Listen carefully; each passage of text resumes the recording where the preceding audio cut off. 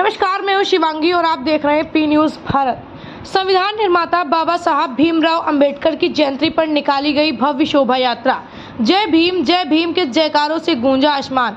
आइए देखते हैं सपना व रवीना की रिपोर्ट। संविधान निर्माता, गरीबों व वंचितों के मसीहा, भारत रत्न बाबा साहब भीमराव अंबेडकर की 134वीं जयंती पूरे देश में हर्षोल्लास के साथ मनाई गई।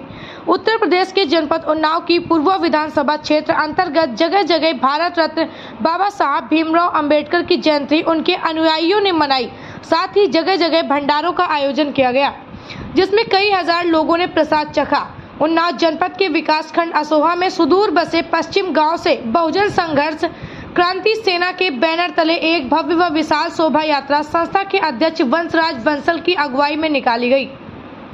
ये शोभा यात्रा जिले व पूर्व विधानसभा के अंतिम छोर से प्रारंभ होकर जबरेला, कालूखेड़ा, कंचनपुर, सरवन, भवानीगंज, मोरावा, मोतेश्वर बाबा मंदिर, बसहा मोड़, दरहेटा, मिहीखेड़ा, तुसरौर, मिर्री चौराहा, धवारौरा, मिर्री कला व असोहा होते हुए बहवा में स्थापित बाबा साहब की प्रतिमा के सामने समाप्त हुई।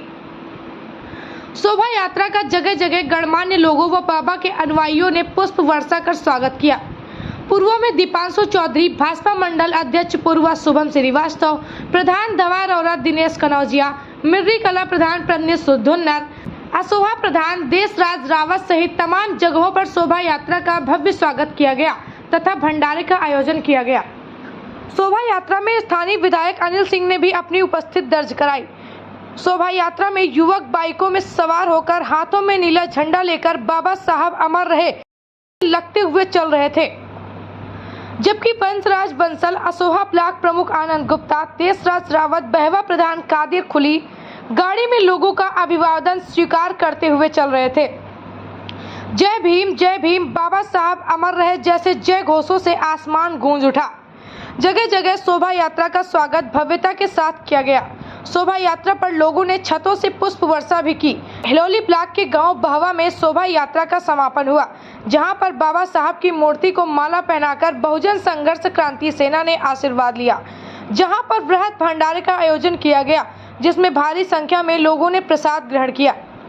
शोभा यात्रा में गौरव सरवन, MR हर्षित, आशीष, सचिन निर्मल, सुनील, संदीप निर्मल, प्रबल, आशिक अली, प्रिंस, विक्की, राजन चौधरी, वीरेंद्र गौतम, सुशील गौतम, अंजनी, राज, सहबूब हसन, हरिनारायण चौरसिया, अनमोल गौतम, सूरज गौतम, समीर कुरैशी, उत्तम गौतम, राकेश गौतम, सोनू गौतम, अजीत गौतम, अमरदीप पासी, राजू गौतम सहित कई सैकड़ा लोगों ने अपनी उपस्थिति दर्ज कराई।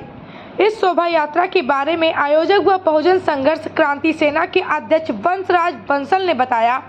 आज ही बाबा साहब भीमराव अंबेडकर की जयंती पर आपके द्वारा एक शोभा यात्रा निकाली गई, इसका क्या उद्देश्य रहा और यात्रा कहां से लेकर के कहां तक आपके द्वारा की गई?